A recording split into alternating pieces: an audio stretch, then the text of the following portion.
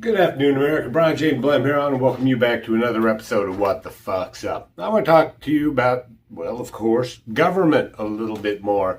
More particularly government that evolved in the United States over the course of the 20th century, namely beginning in 1913 prior to World War I, which ravaged between 24 and 2018. Right? Because what do we know about the 20th century, folks? The 20th century writ large can be spelled in simply three letters.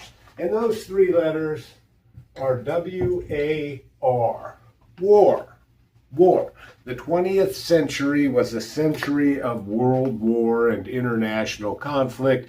Whether you talk about World War I, whether you talk about World War II, the intervening Cold War that saw a lot of conflict both in places like Vietnam, as the United States fought for over a decade to try to push back this communist surge happening in Indochina.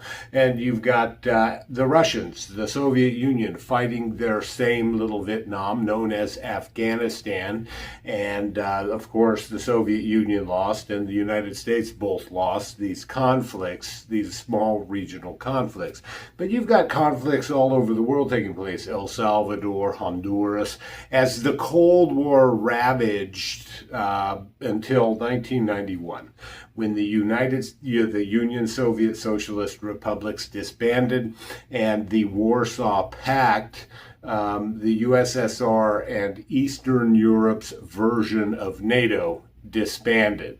At that point in time, the Cold War ended. The national security state found itself floundering because what had happened during the Cold War?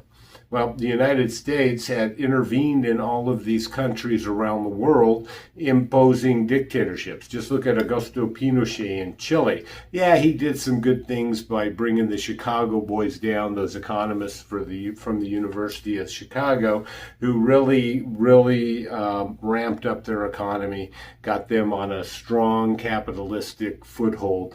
But General Pinochet was not a nice man. He would take suspected guerrillas up in the air and throw them out of helicopters if they wouldn't talk. And then he would throw them out afterwards if they did, in fact, talk.